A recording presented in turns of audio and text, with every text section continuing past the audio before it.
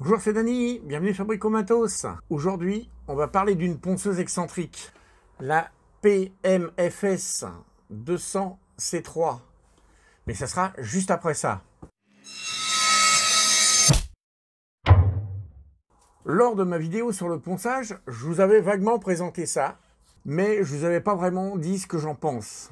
Il y a du bon et du pas bon, et à la finalité du compte, je suis pas très content, mais je vais vous expliquer pourquoi.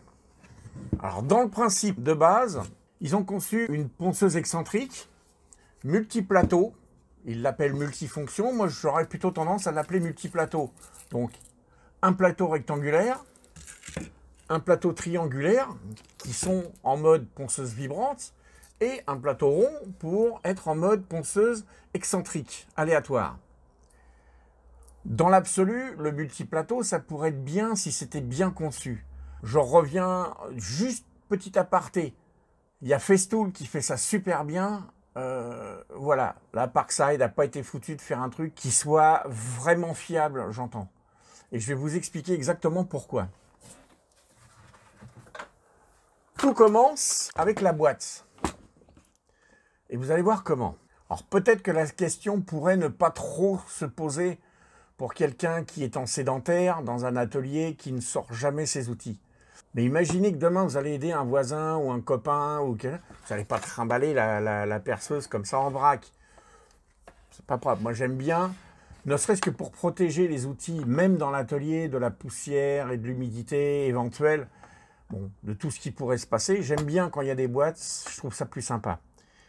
Donc cette ponceuse, il faut bien la ranger. Elle a un emplacement prévu qui est pas mal. À l'origine, le patin triangulaire, il vient se mettre là. Le patin rond, il vient se mettre là. Et c'est là que ça commence à devenir un peu enquiquinant. Le patin rectangulaire, lui, il est censé être là, monté sur la machine. On est d'accord, monté sur la machine. C'est là que c'est important. Il faut que je vous explique maintenant comment on passe d'un mouvement excentrique, aléatoire avec ce plateau, à un mouvement qui va être excentrique aussi, ça on ne peut pas le changer, c'est le même moteur, c'est le même système. Mais vibrant et fixe, le plateau rectangulaire ne tourne pas, sinon on pourrait se faire mal. Je vous montre sur le plateau rectangulaire ainsi que sur le triangulaire d'ailleurs, on a 4 trous qui correspondent sur la machine aux 4 trous qui sont là. Pour solidariser l'ensemble, on a des picots comme ça qui viennent se positionner là, dans les 4 trous. Je vous montre, je vais utiliser un fond blanc pour que ce soit plus clair.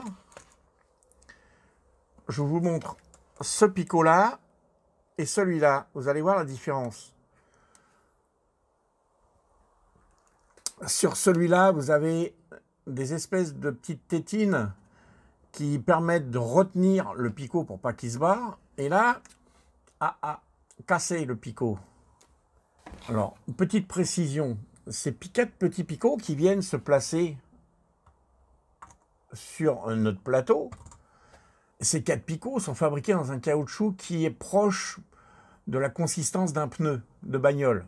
À quelque chose près, c'est très dur, mais là où est le problème, c'est que les tétines, je ne sais pas si on peut voir suffisamment bien. Là, les tétines sont faites en 2 parties. C'est extrêmement fin, c'est extrêmement fragile. Là où est mon gros problème avec cette machine, c'est cette pièce. C'est beaucoup trop fragile.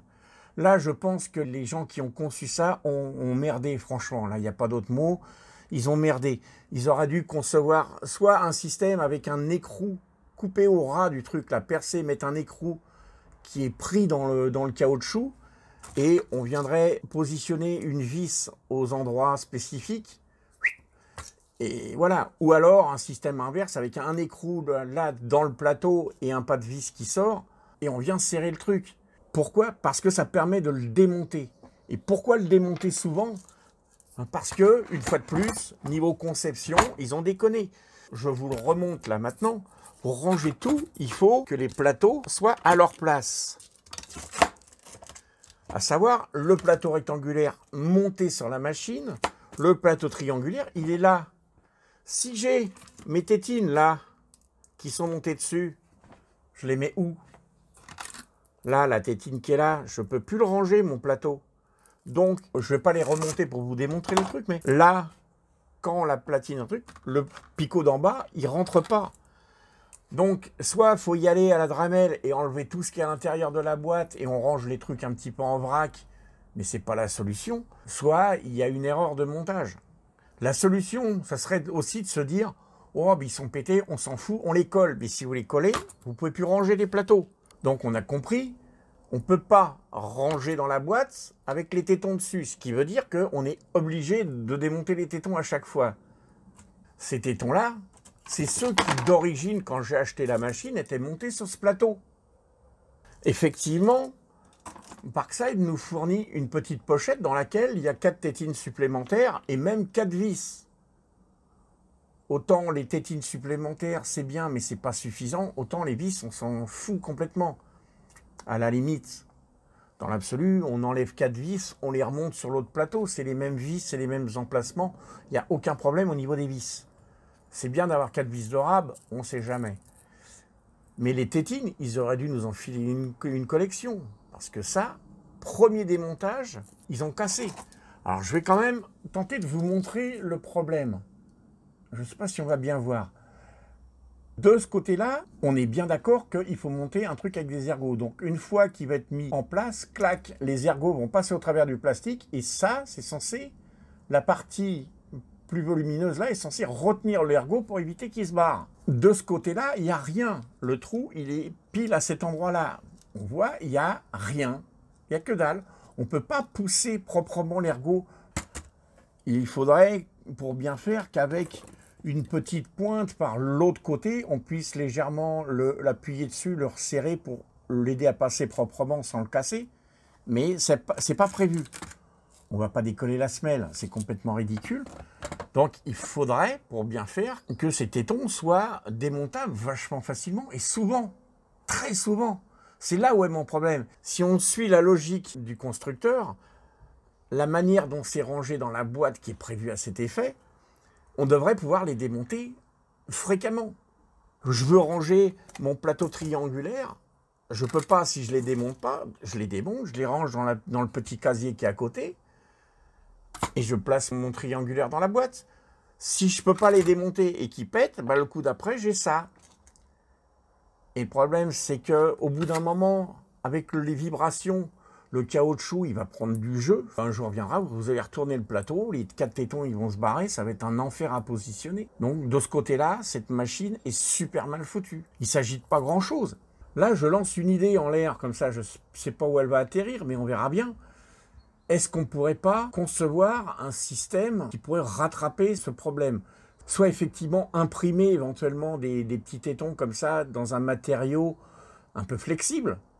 Pas besoin qu'il soit extrêmement mou non plus, hein, mais un peu flexible, donc caoutchouc dur dans le principe, mais peut-être conçu de manière un peu plus solide. Éviter la fente au milieu ou prévoir que ça puisse rentrer un peu mieux, je ne sais pas. Mais cette pièce-là, je ne l'ai pas vue en vente séparément, hein, d'ailleurs. Hein. J'ai été voir sur le Lidl Shop en Belgique. Je n'ai pas vu cette pièce détachée. Je ne sais pas si ça se trouve.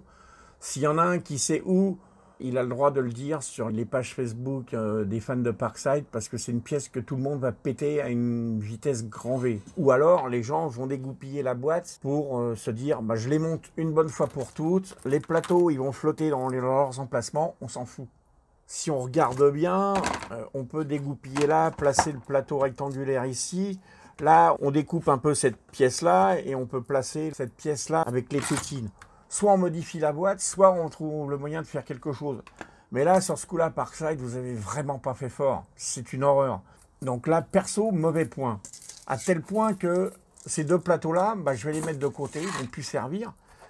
Je vais monter les tétines neuves que j'ai sur le triangulaire. Et ça va devenir une ponceuse triangulaire, un point, c'est tout. Du coup, j'ai acheté une autre excentrique, j'en parlerai dans une autre vidéo, de chez Parkside.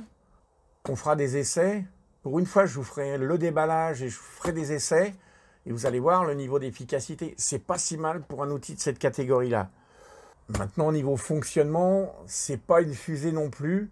Et troisième partie qui me fait faire des bonds, encore une fois, je vais être obligé de bidouiller, une fois de plus. Le bac à poussière, je vous montre. Dans cette partie-là, il y a deux rainures ici, dans laquelle rentrent ces deux ergots. Donc, on place le truc comme il faut. On peut... Mon problème, là, je suis au bout. Je ne peux pas l'enfoncer plus. Et la pièce qui est censée la retenir, bah, elle ne va pas au bout. Une fois de plus, il va falloir jouer de la Dremel où je n'ai pas regardé avec précision.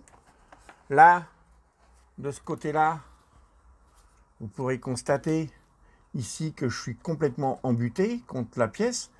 Donc, il y a quelque chose qui ne va pas. Parce que, je vous montre, là, j'essaie de faire gaffe pour ne pas me prendre la sueur sur le coin du museau. Ça ne tient pas. Là, la pièce, avec les vibrations, très rapidement. En même temps, j'ai fait des essais avec le bac, c'était pour voir si ça fonctionnait. Dans la réalité, je vais utiliser l'aspirateur, c'est une évidence. Hein. En revanche, l'aspiro, il rentre bien, il n'y a aucun problème, il ne se barre pas. Hein. C'est l'aspirateur Parkside, je ne triche pas. Il rentre bien, il ne bouge pas. Je ne dis pas qu'à la longue, il ne va pas finir par bouger un petit peu. On étudiera le truc le moment venu, s'il faut faire un tour de scotch ou pas. Dans le principe, ça marche pas trop mal. Mais quoi qu'il arrive, il va falloir mettre un coup de lime parce que les trucs sont ajustés. Allez, vas-y que je te pousse.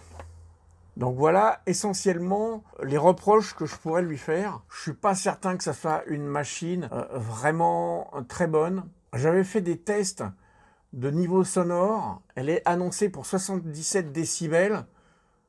Je la mets à 6. Je vous garantis qu'elle ne fait pas 77 décibels. Elle est beaucoup plus bruyante que ça. En revanche, niveau électrique et niveau moteur, je pense qu'il n'y a pas grand-chose à lui reprocher. Son efficacité générale est pas vraiment géniale. Pour moi, ça ne fait pas partie des outils inoubliables de la marque. Malgré la bonne habitude que Compernos a de nous fournir des outils plutôt bien en règle générale. Donc pour en finir avec cette ponceuse, bah, je mettrais une note très moyenne. Je recommande absolument pas d'acheter ça. Si vous voulez une bonne ponceuse de chez Parkside, il y a la PEXS 270 C3 qui est sortie récemment, que vous pouvez peut-être encore trouver avec un peu de bol. Il me semble que j'en ai vu à mon magasin hier encore, et qui est bien meilleure. Qui vient pas de chez Compernas, elle vient de chez Grizzly Tools. Cette vidéo s'achève maintenant. Je vous remercie de l'avoir regardée. N'hésitez pas à faire des commentaires, à poser des questions. Mettez un pouce bleu si ça vous a plu. Et je vous dis à très bientôt pour une nouvelle vidéo.